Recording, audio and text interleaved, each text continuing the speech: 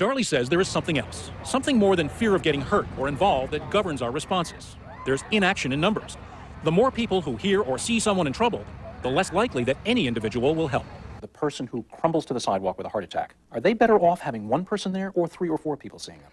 I'm afraid they're better off having one person there, because if one person is there, that one person knows if this person is going to get help, it has to come from me.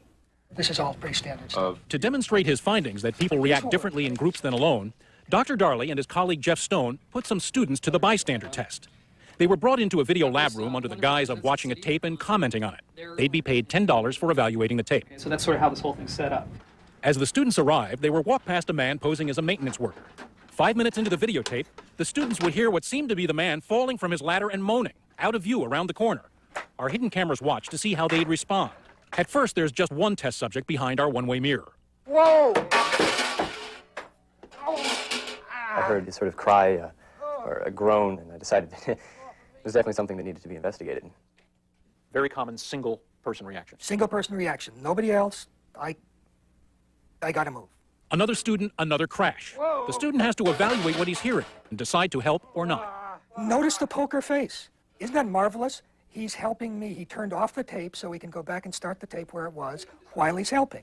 What made you decide to act, to intervene? The fact that I was the only one there, I had to do something.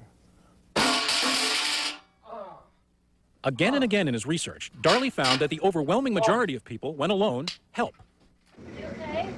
He didn't answer when I asked him if he was okay, so I ran out. And at that point, I was really scared. I thought about what I'd do, and I thought I'd scream 911.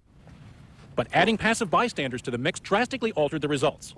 Watch what happens when Dr. Darley plants 2 people in the room, people who've been instructed not to react when they hear the crash. I thought, man, no matter how many people are in here, somebody's got to get up and go and check. The 2 men instructed not to react are on the left and right of the picture. So what happens to the man in the middle?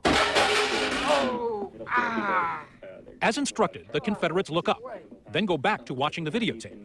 The subject glances around, then goes back to his work, as the moans continue for 14 seconds. Emmanuel, did your brain tell you, here's a guy in trouble? Yes. You didn't get up. No, I didn't get up. Why didn't you intervene, do you think? Because of the 2 people on my sides. They did not react at all.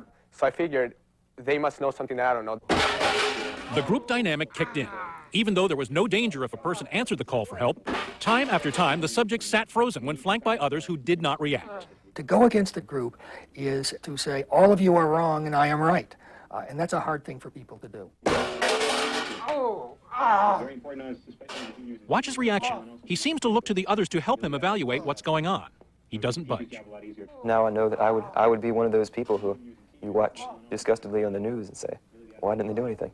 Thinking about it afterward kind of makes you feel like a sheep. You just feel like you're controlled by what other people do and you don't really have too much control over what you think or what you do. And that, according to Darley, is exactly what happens in most cases. People take their cues from those around them to decide how to act. If they're surrounded by poker faces, they are more likely not to respond. What makes some of us heroes and some of us sheep?